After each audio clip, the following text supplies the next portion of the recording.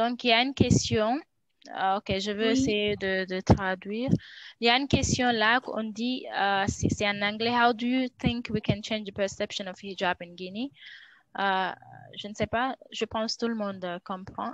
Je veux en fait essayer de traduire comment on peut changer en fait la perception, comment les gens voient le hijab en Guinée. Je ne sais pas, peut-être que Khadija a beaucoup plus d'expérience et elle a vécu en Guinée, si peut-être tu Non, peux me... vas-y, je pense. Bon, moi, mon expérience est surtout dans le monde professionnel, mais dans la vie de tous les jours. Euh, Peut-être que vous qui étiez là-bas, peut-être avant le monde professionnel, vous pouvez partager un peu comment les gens y reçoivent ça. Bon, dans les entreprises, moi, je peux partager mon expérience. Comme je disais, euh, c'est surtout s'assurer que nos principes, ils sont carrés et que chacun sait que nos principes, ce sont nos principes et qu'on ne va pas les changer. Et que nos principes n'ont rien à voir avec le travail qu'on nous demande de faire. Donc ça, c'est par rapport au monde professionnel. Maintenant, dans la société guinéenne, je ne sais pas, peut-être Mariama Baldé, tu veux rajouter quelque chose par rapport à ce que tu penses qu'on pourrait faire pour ça? Ok, moi, bon, je peux, si vous m'accordez 2 minutes, je vais essayer de vous parler un peu de la façon dont je vois ça en Guinée. Moi, Vas-y, par Sam. exemple, le voile, c'est moi qui l'ai choisi. Je ne suis pas née dedans, comme d'autres personnes. Moi, je l'ai choisi. Au début, quand j'avais envie au fond de moi, mais je me suis dit que la seule solution, c'est de se remettre au bon Dieu. Je ne connaissais rien de Dieu, hein. Je ne connaissais rien de la religion islamique, malgré que je suis née dans une famille musulmane. Mon papa, ma maman, c'est vrai, ils faisaient leurs prières régulièrement, mais même la Fatiha, je ne connaissais pas. Mais à cause du vide que j'avais à moi intérieurement, et en plus de ça, souvent on dit que quand tu as une dépression morale, il faut aller vers les psychologues. Mais malheureusement, chez nous, en Guinée, ici, il n'y a pas grande réputation dans ce domaine. Même s'il y en a, mais ce n'est pas trop connu. Et quant à moi, vu que mes parents n'ont pas de moyens et je ne peux pas aller m'inscrire dans un centre pour une suivi, donc je me suis remis au bon Dieu. Je dis, je vais suivre cette voie. Peut-être que ça va m'aider. Donc, je partais vers les gens, apprendre le Coran. Je me connectais souvent en ligne, essayer de trouver les mots qui peuvent m'apaiser. Mais je partais toujours vers des témoignages des gens vraiment qui ont eu des difficultés dans leur vie. Mais grâce à Dieu, alhamdoulilah, tout vraiment s'est amélioré pour eux. Donc, j'ai continué comme ça. Je pouvais passer même toute une nuit à prier. Parfois, ma jeune soeur se lève et me disait, Sarah, on va te coucher. J'ai dit, non, je ne peux pas me coucher. J'ai dit, je ne vais pas bien, mais il faudrait que je chasse ce qui m'arrive. J'étais toujours en train de dire qui je suis et pourquoi je suis sur Terre. Et je me dis souvent, je dis oui, si je suis là, j'ai une mission. Et c'est comme ça pour tout un chacun. On a tous des missions sur Terre. Donc, quand tu viens, tu réalises, mais si tu ne sais pas pourquoi tu es sur Terre, c'est un peu compliqué. Parce qu'il faudrait que tu aies un objectif de vie, une chose qui te pousse à vivre du jour au lendemain. Si tu n'as pas ça, c'est compliqué. Donc, je suis restée dans ça. Finalement, j'ai essayé de prendre le voile. Je dis, il faudrait que je sois une musulmane complète. Donc, au début, quand j'ai commencé à me voiler, il y a ma maman qui me dit, mais pourquoi tu mets ça? Et puis, tu te fais vieille comme ça, là. J'ai dit, c'est pas grave. Mais avant de le faire d'abord, je me suis préparée à ça parce que je savais que oui, ça va venir. Ils vont me critiquer. Mais non, j'ai résisté. Ma maman a parlé, je ne l'écoutais pas. J'ai dit non, c'est ce que je veux. Accompagnez-moi, s'il vous plaît. Maintenant, ce n'est pas elle seulement, ses amis, ses soeurs à la maison, dans ma grande famille, chez mes grands-parents. Quand on me dit, regarde la fille là, on dirait une vieille fille. J'ai dit non, c'est juste que j'aime le voile et personne ne peut me faire changer d'avis. Et Dieu merci, aujourd'hui, franchement, ils m'ont laissé telle que je suis. Et par contre, même d'autres, quand ils ont des soucis, par exemple, me disent, à toi qui investis dans la révision, s'il te plaît, quand tu as cette difficulté, qu'est-ce qu'il faut faire? Aujourd'hui, avec des amis, mon entourage, quand il y a des gens qui ont des soucis, par exemple, je vais essayer de faire vos ablutions, levez-vous tard dans la nuit, essayez de prier. Et ceux qui ne connaissent rien, je dis juste la Fatiha, par exemple, si tu l'as, ça, c'est beaucoup déjà. Je dis, mais il faut toujours avoir l'envie d'apprendre plus. C'est très important. Et il y a des gens aussi qui ont des cas de maladie, ils n'arrivent pas encore à se retrouver. Mais dès que quelqu'un a ce souci comme ça, je dis, c'est bien d'aller à l'hôpital, c'est pas mal. Je dis, mais faire beaucoup de zikr aussi, ça va beaucoup nous faire du bien. Donc, dans mon entourage, je continue à motiver comme ça les gens à ma manière et j'essaie de partager mon expérience avec eux. De toute façon, moi, je dis Dieu merci aujourd'hui parce que grâce à Dieu, j'ai retrouvé ma voix, même si elle n'est pas complète, mais comme le disait une de nos sœurs tout à l'heure, la vie, toujours, c'est une nouvelle épreuve. Tu sors d'une épreuve. Quand tu sors d'une épreuve, tu dis, ah, ça va. Et il y a une autre épreuve qui t'attend. Donc, la vie, moi, je résume comme si c'était une perpétuelle épreuve. Du jour au lendemain, tu sors d'un autre, mais ça ne fait que fortifier l'homme. Donc, c'est comme ça que je résume la vie. En quelque sorte, il y a des gens aujourd'hui, en Guinée ici, qui veulent bien se voiler, qui veulent bien comprendre l'islam. Mais ils sont genre, peut-être qu'ils ont honte, je peux dire. D'autres sont là aussi, vraiment, ils n'ont pas suffisamment de moyens. C'est vrai qu'ils veulent embrasser l'islam, mais ils n'ont aucune connaissance. Elles sont vraiment ignorantes, que ce soit des hommes ou des femmes. Et j'aimerais qu'on fasse des sensibilisations. Maintenant qu'on a commencé ça, on a fait une première conférence. Peut-être que plus tard, on formera des gens où on fera, on invitera une spécialiste qui viendra. On fera des campagnes dans les marchés, par exemple, parce que c'est là-bas souvent on peut rencontrer facilement les femmes. On essaie de les inviter à une conférence qu'on tiendra à un lieu bien précis. Elles viendront, elles écouteront et on les accompagnera aussi. Donc, c'est ce que j'avais à vous dire. Franchement, c'est une très belle manifestation. And I can relate to it. Comme je dis, en Guinée, ils apprennent pas la jurisprudence. Peut-être parfois, la plupart du temps, c'est la prière qu'ils enseignent, comment faire la prière, comment lire le Coran, mais d'habitude, ça s'arrête là. Parce que toute autre chose, it's like, oh, you're too young, tu es trop jeune pour ça, attends après, comme si après est garanti.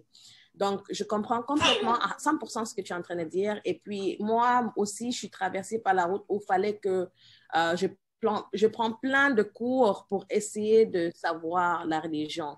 Parce que c'est un peu comme the journey that we take, it's almost like converts. I don't know, Khadija, maybe you can translate this.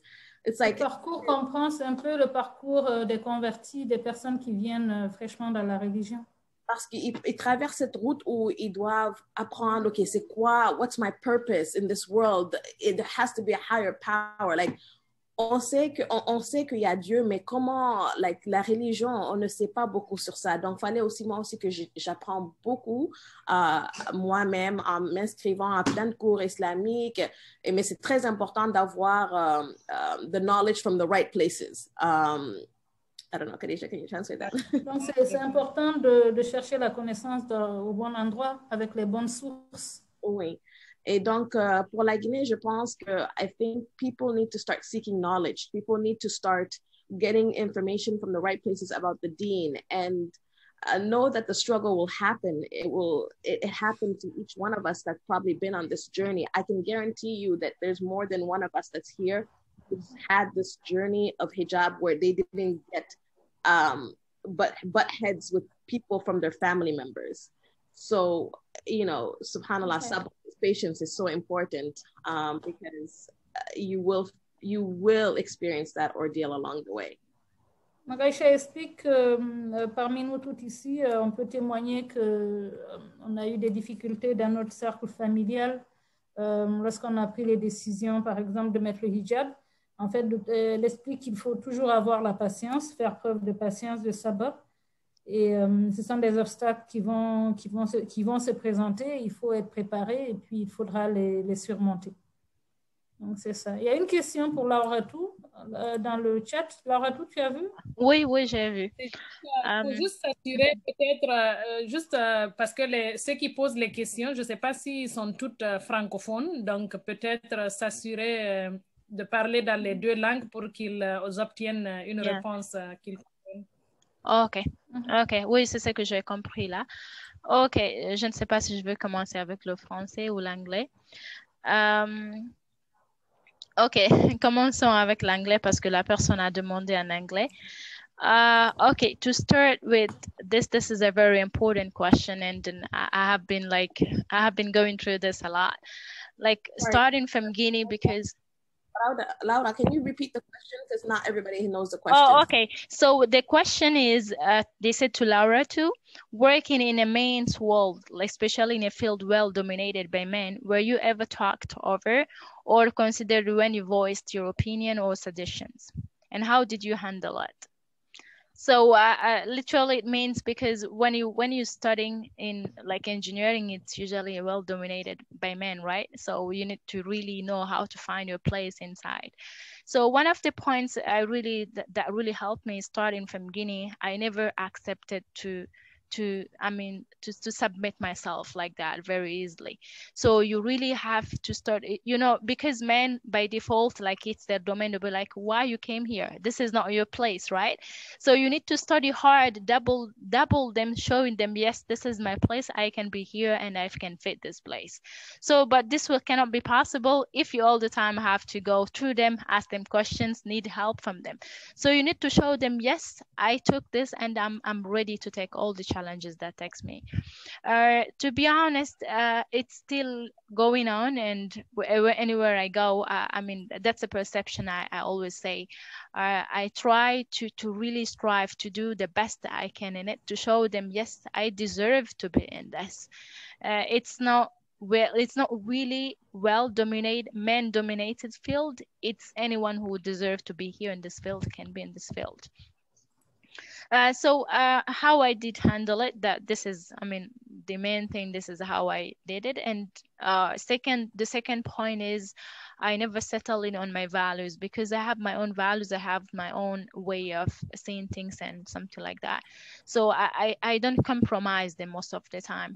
So I'm wearing hijab, I'm studying engineering, but I will let them know, yes, we can discuss about topics, we can study about engineering and doing stuff, but I have my own values. You can't cross. There is a line I set, so no one can cross up to that line.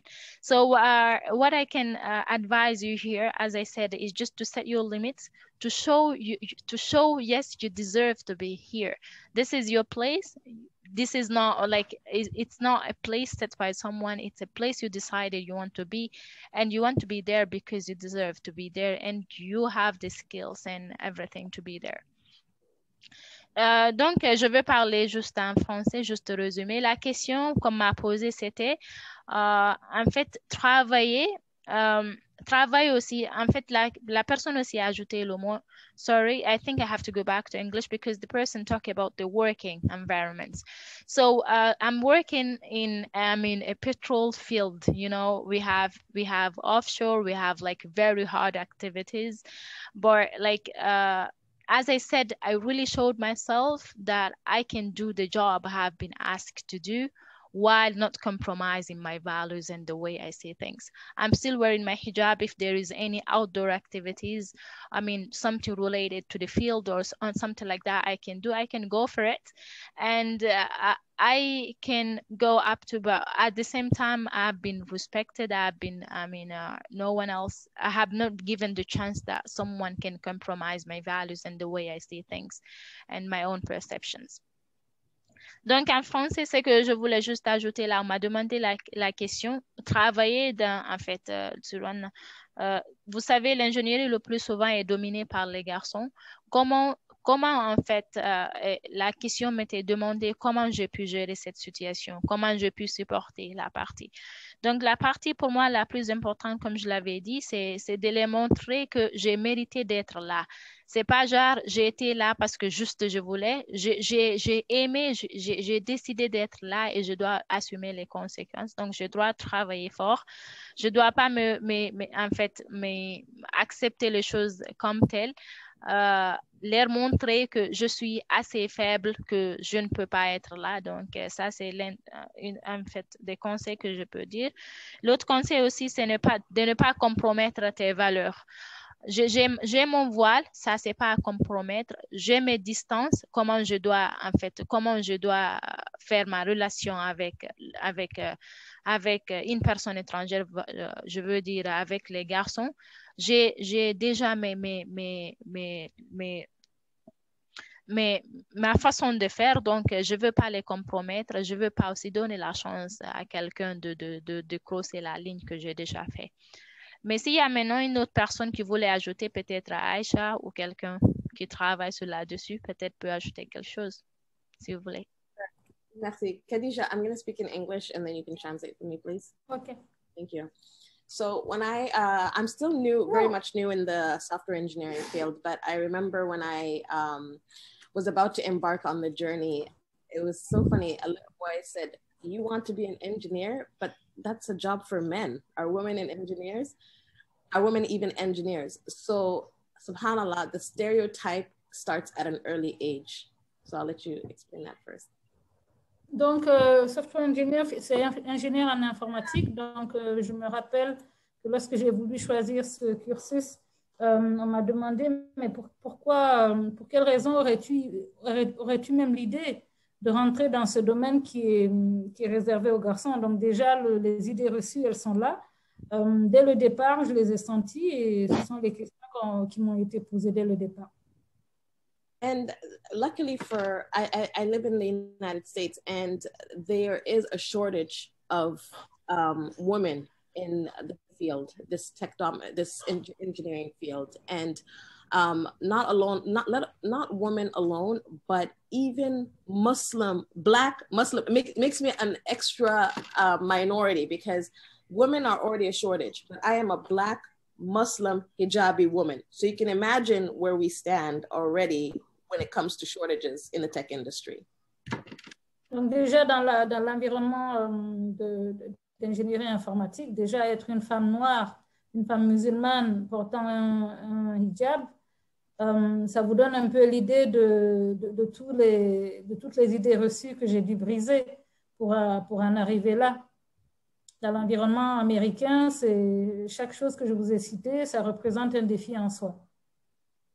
And honestly, I'm the type of person that wants to change the status quo. I'm not gonna let any type of sexism or kind of discrimination stop me from what I wish to achieve. So I know that when I'm in the workplace, I probably have to work extra hard just to try to prove myself to be at the same level that a man has to do, maybe the minimum.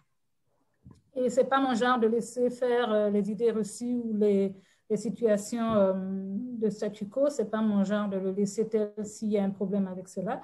Donc, je savais que je devrais travailler beaucoup plus, je devrais beaucoup plus faire mes preuves et j'avais conscience de cela.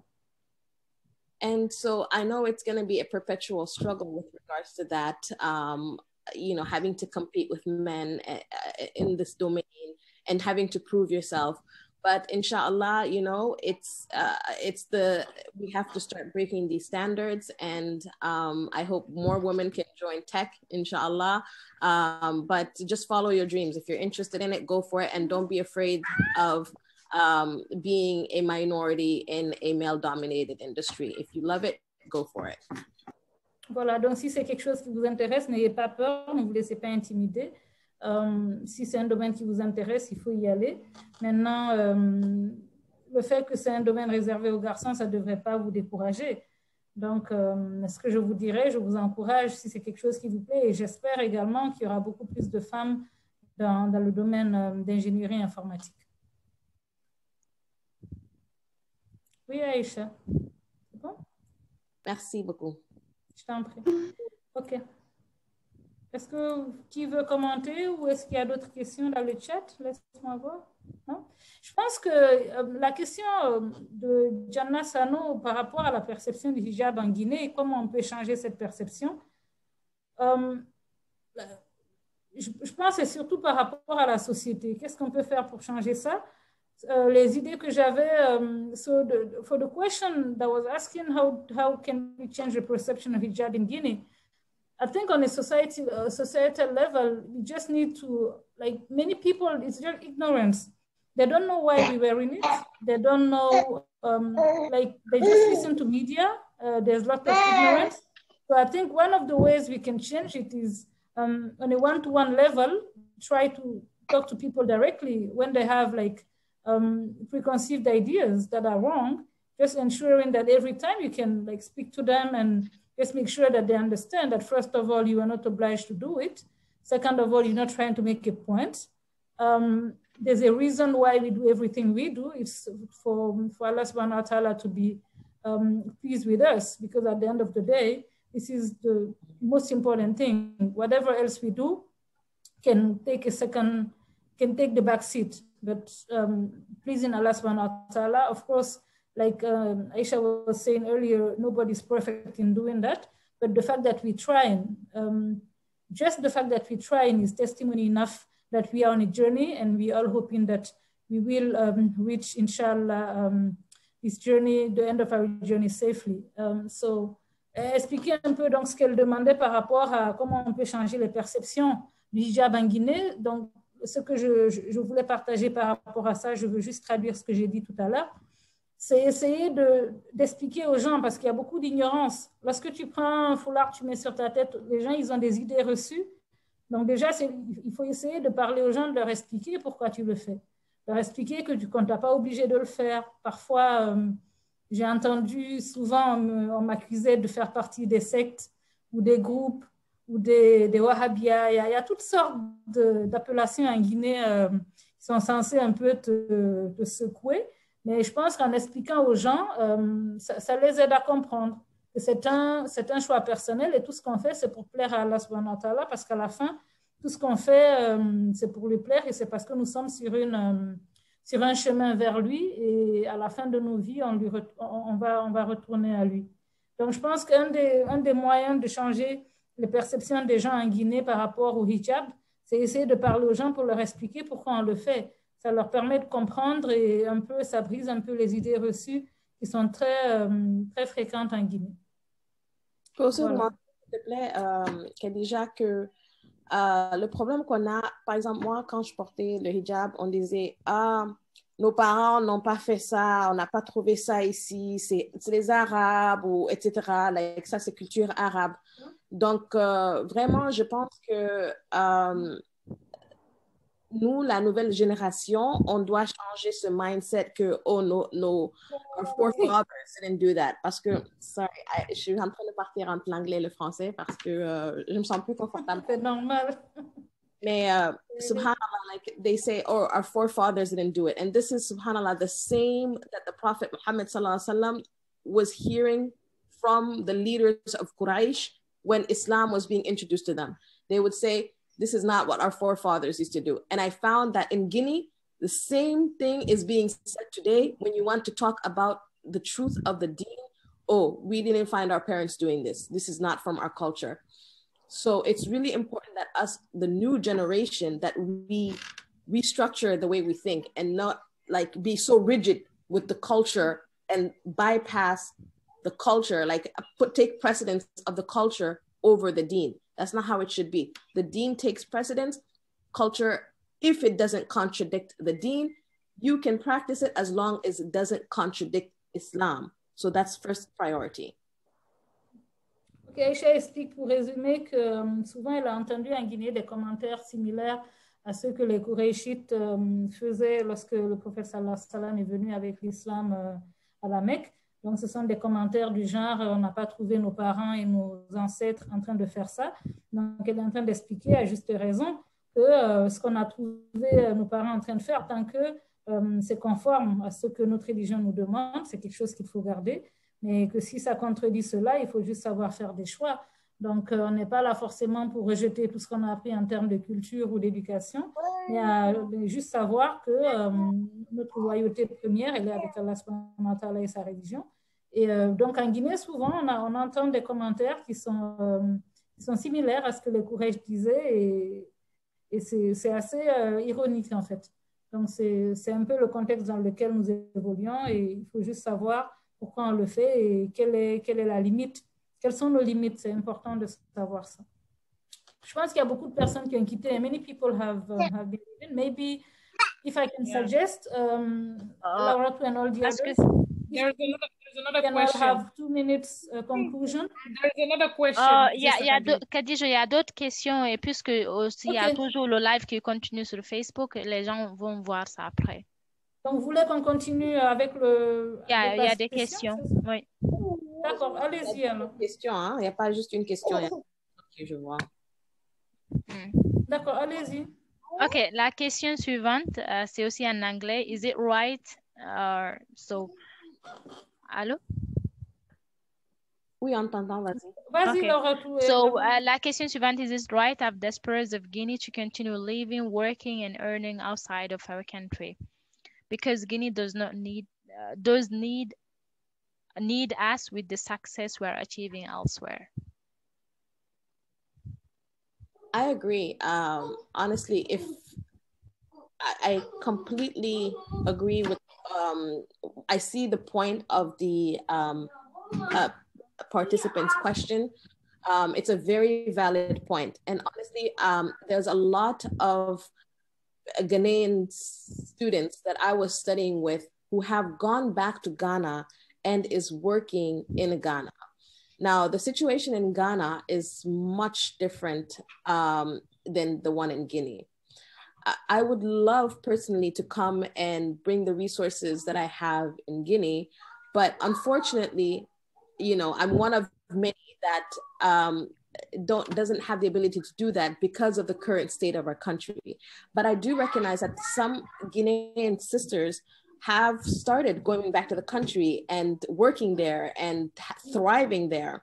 So I think it's starting slowly but surely, but I think we do have a long way to go because we do have a lot of us outside of Guinea who are still working. So it's starting, but there's a long way to go. Okay, someone wants to comment on this? Yeah, I would love to. So yeah, same thing as Aisha is saying, like we know how it is, and it's not just 1, 2, 3, let's pack everything and run there. If you want to go and start there, we know there are steps to follow, and there are like, you know, leaving your comfort zone and just going there and thinking you can restart. It's a different country, different policies and all. You would all love that. Like one of the subjects I always discuss with my husband is the fact that I would love to go back to Guinea and open like a clinic and help women, especially women and children with vaccinations, labor and pregnancy follow-up and stuff. But we know how it works in our country, you know. You need help. It's not, like I said, it's not an easy thing to do, like how would I say that? Like in one shot. So it takes steps, it takes like stability and all, but it's definitely like a project in the long term to go back and do something beneficial to help our country. And I want to add, sorry, one more thing that, like as a software engineer, there's one of the things I like about that space, women can be included because there's a lot of remote opportunities in the future. You don't even have to be in the office to work now. You can be so I have a job, alhamdulillah, well, an working remote. Now with COVID, things are starting to change where you don't have to be in the office. So even as a start, like eventually it'd be nice if I have a remote job because, you know, I'd love to remain remote, inshallah, and just be in Guinea and working on projects on the ground. So that could even be a start, inshallah, for some of us who have that option, inshallah. Can I add, since the person asked two questions, but like in two different forms, so maybe we could also like add on the answer to the second question. Can we add that? Okay, so like the question says here, or is it a stepping stone to figuring out how to eventually succeed in Guinea and for Guinea? So maybe we could, you know, it would be helpful if we could direct our answers to the fact that we're outside, you know, how could we contribute to our country with what we gain from the outside? Yeah, is that actually, you know, a stepping stone? So if you bring it like that, like I would say, not much, but I contribute. Like I'm in multiple groups in WhatsApp, and many people, like many group members are like back home. So like there's always, because like everyone knows like I'm in the medical field. Some people assume that I'm a doctor, but I always mention that I'm a nurse. I'm not a doctor. But there's always like questions, people coming to me, health related, whatever is health related. Sometimes I do like some health prevention, health promotion subjects that I bring up and give advice, and like just health promotion subjects. And also like they come to me with ultrasound results, blood lab results and stuff, like asking me. I try to do my best. I tell them like, I'm a nurse. I cannot diagnose, I cannot prescribe, but this is what I think. And like I do research, but you need to see your doctor. And like for things that nurses take care of, I try to help. So I believe that I'm doing something for my community, and that like brings me so much joy, knowing that they can come to me with their most vulnerable questions, and I will be able to answer them or help them go through it and guide them. So that's really, really, I find it really like, I find so much pleasure in that. And I do it because I love my job. I love helping people. Like, that's what I tell people. I'm like, I help people that I don't even know. So like, if you are from my community, my people, my sisters and brothers, like for sure, like it brings me pleasure in helping you. So I believe that I'm doing something here to help people here. And I'm helping also people back home that I know that come to me with medical issues, and I try to resolve it. Thanks. I love that.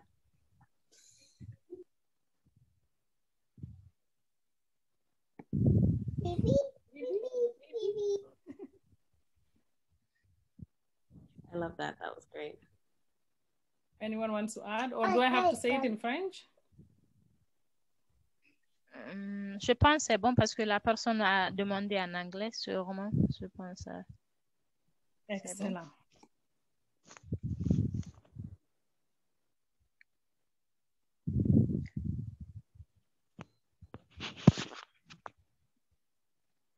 Comme je l'ai dit tout à l'heure, si on peut passer par des campagnes de sensibilisation, vous êtes à distance, mais par exemple, si il arrive que quelqu'un d'entre vous, par exemple, doit arriver en Guinée, qu'il organise une conférence sur place, je me dis que ça va beaucoup aider les gens. Ici, il y a des femmes aujourd'hui en Guinée ici qui ont aimé juste le hijab, ils ont mis le voile, mais ils ne savent même pas pourquoi ils ont mis le voile, mais ils suivent le mouvement. Donc ça, c'est mauvais. Tu fais quelque chose, mais tu ne sais même pas pourquoi tu as fait la chose. C'est un peu compliqué. Donc ici, les femmes ont besoin de cette éducation. Et pour ça, il faut passer par des sensibilisations, des conférences, des campagnes.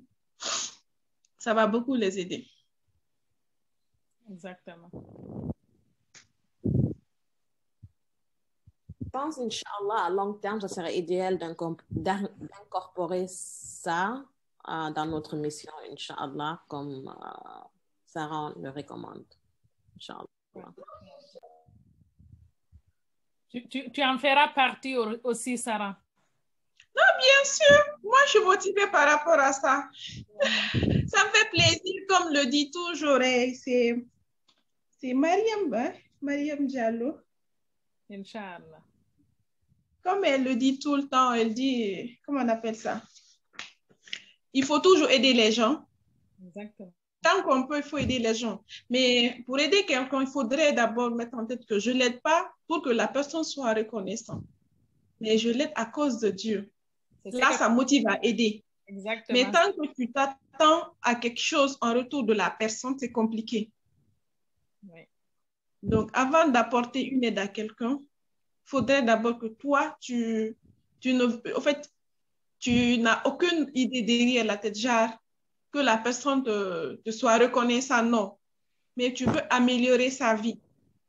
Tu le fais pour son avoir l'amour de Dieu, tu le fais. Exactement, la récompense d'Allah et non pas la récompense de la personne. Ouais.